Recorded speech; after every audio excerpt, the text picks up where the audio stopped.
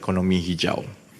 Usaha ini akan meningkatkan tahap daya saing pemain industri tempatan dalam pasaran global kerana permintaan dan juga pematuhan ESG kini menjadi satu elemen penting yang dititik beratkan oleh pelabur-pelabur antarabangsa. Namun demikian, pelaksanaan dan pelaporan amalan ESG oleh syarikat-syarikat di Malaysia pada masa ini adalah masih lagi bersifat sukarela. Semua syarikat awam tersenarai ataupun public listed companies di Bursa Malaysia digalakkan untuk melaporkan amalan perniagaan yang mematuhi prinsip ESG. Pelaporan ESG akan dikuatkuasakan oleh Bursa kepada semua PLC pada tahun 2024. Maksudnya syarikat-syarikat PLC mesti mempunyai satu bahagian di dalam laporan tahunan mereka yang disyaratkan oleh Bursa yang menyentuh mengenai prestasi mereka melaksanakan ESG. Tuan Yang di-Pertua, dalam kalangan perusahaan mikro, kecil dan sederhana pula, secara umumnya prestasi amalan ESG masih lagi di tahap yang rendah. Ini berikutan tahap pemahaman dan kepentingan ESG yang masih kurang dan ada beberapa kajian ataupun dapatan yang membayangkan keadaan ini. Pertamanya ialah tinjauan PMKS 2023 oleh SME Corp pada bulan Januari hingga Februari 2023 menunjukkan hanya 39.9% daripada 1,489 responden yang menyedari kepentingan amalan ESG di dalam perniagaan mereka. Satu lagi kajian iaitu Malaysia's Business and Economic Condition Survey yang dilaksanakan oleh Gabungan Dewan Perniagaan dan Perindustrian China Malaysia atau AXIM bagi tahun 2021 dan 2022 menunjukkan hanya 26% sahaja daripada PMKS ada kesedaran tentang amalan hijau.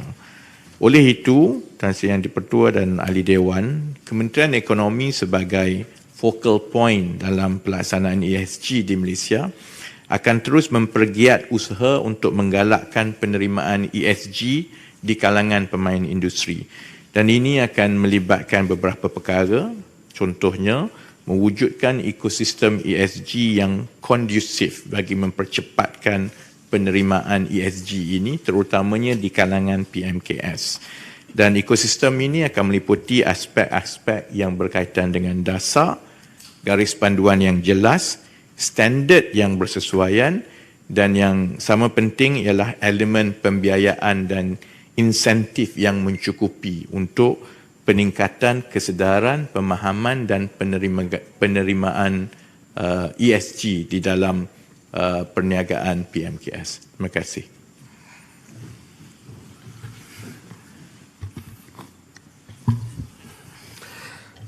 Soalan tambahan Tan Sri Yang di-Pertua, Yang Berhormat Menteri, ESG atau Environmental Social Governance asalnya memang ditubuh atau dibentuk bagi mencari pelaburan ataupun mencari pelabur-pelabur awal yang berpotensi.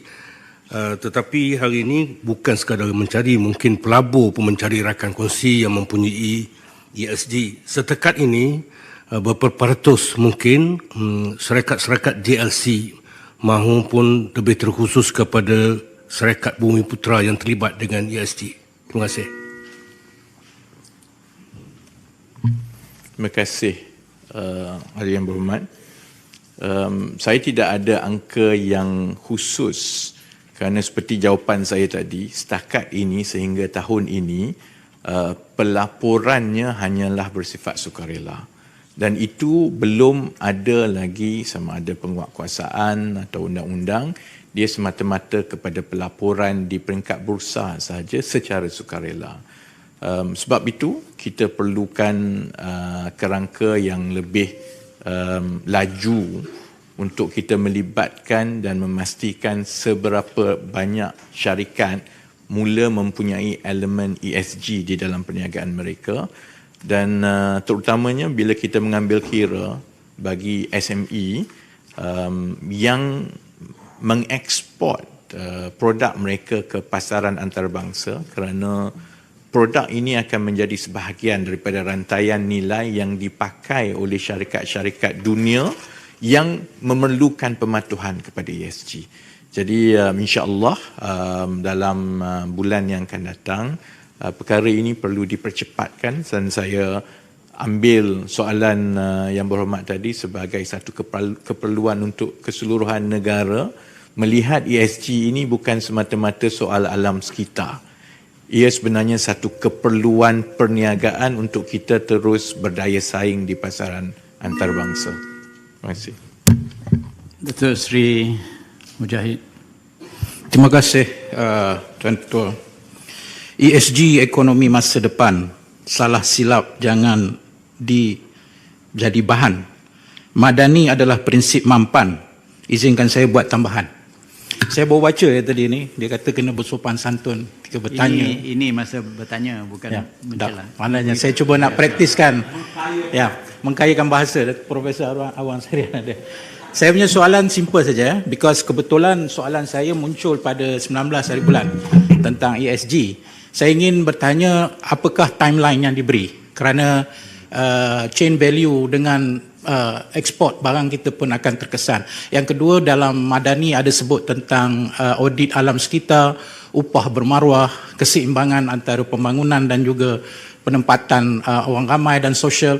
So saya rasa ini adalah peluang terbaik bagi pihak Menteri Ekonomi selaku focal point tadi untuk speed up the process. Nombor satu, saya cadangkan kalau boleh buatlah audit ESG supaya dari situ you work backward dan pastikan semua standard yang kita nak itu dapat di fit in kepada audit ESG, di mana untuk melabur dia kena ada penuhi audit yang kita telah sediakan kriterianya. Terima kasih. Yang betul. Boleh juga dalam form pertanyaan. Terima kasih Tuan Sri Yang Ketua, terima kasih Yang Berhormat. Soal ESG ini sebenarnya lebih penting dari segi amalan kepada syarikat-syarikat kita kurang daripada pelabur.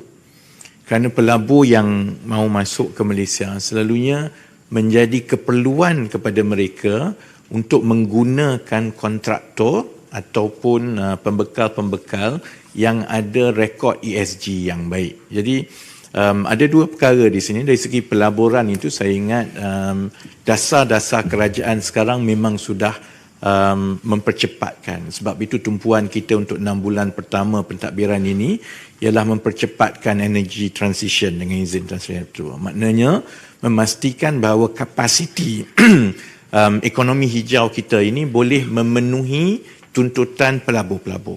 Tetapi yang lebih mencabar ialah soal bagaimana syarikat-syarikat kita dapat mula mematuhi elemen-elemen ESG, terutamanya dalam keadaan struktur ekonomi kita yang hanya 3% lebih sahaja yang syarikat besar. Kemudian syarikat sederhana ni hanya 2% saja. 95% adalah syarikat bersaiz kecil dan mikro. Sebab itu saya tidak fikir buat masa sekarang kita boleh meletakkan penguatkuasaan undang-undang ataupun garis masa yang mewajibkan, kerana ini akan menjadi kos yang besar kepada syarikat-syarikat ini. Jadi tumpuan kerajaan ialah bagaimana kita membina ekosistem yang kondusif itu untuk memastikan pematuhan dan pengenalan elemen ESG dalam perniagaan di kalangan syarikat PMKS terutamanya tidak membebankan. Sebab itu saya masih lagi belum ke jalan melaksanakan audit dan sebagainya lah. Kerana kita perlu galakkan dan kita perlu sediakan insentif yang sewajarnya supaya mereka boleh dapat melaksanakan itu secara sukarela. InsyaAllah. Saya sikit nak tanya itu sebab ESG ni melibatkan kos. Apa bantuan sokongan kerajaan yang boleh supaya syarikat-syarikat kita mematuhi ESG ni? Soalan daripada speaker. Terima kasih Tan Sri dengan soalan. Pertamanya Tan Sri yang penting ialah kerana kepakaran ataupun perkhidmatan yang melibatkan pengenalan dan pematuhan ESG ini masih lagi terhad di dalam ekonomi kita. Ia hanya ditawarkan oleh beberapa syarikat tertentu sahaja yang fokusnya ialah kepada syarikat-syarikat antarabangsa. Jadi kosnya mahal. Jadi perkara pertama ialah untuk kita mewujudkan sama ada melalui insentif bantuan kepada syarikat-syarikat kecil supaya jumlah perunding atau syarikat yang boleh menawarkan khidmat ini lebih banyak. Apabila lebih banyak dan permintaan itu lebih besar, maka ia akan mengurangkan kos yang perlu dibayar oleh syarikat-syarikat keseluruhannya. Jadi tumpuan buat masa sekarang dalam tempoh 1-2 tahun ini ialah untuk mewujudkan permintaan daripada syarikat-syarikat kecil yang insya-Allah kerajaan akan pertimbangkan bentuk bantuan kewangan untuk mereka mula melaksanakan secara sukarela, kerana melalui itu apabila lebih banyak pula syarikat yang boleh menawarkan khidmat pematuhan dan standard ESG ini, itu akan menurunkan kos untuk jangka masa yang panjang. Terima kasih Tan Sri. Penting ni Tan Sri. Penting ni, penting. Jadi saya Yang Hormat, saya dah soalan Yang Hormat tu tadi dah. Jadi kita dah jawab 3, Menteri dah jawab 3 tu. Dalam peraturan 23/4 tu 3 tu jelas, Saya minta maaf lah ambil kat soalan tu tadi. Saya jemput sekarang Yang Hormat Datuk Wirakoh Nai Kuang.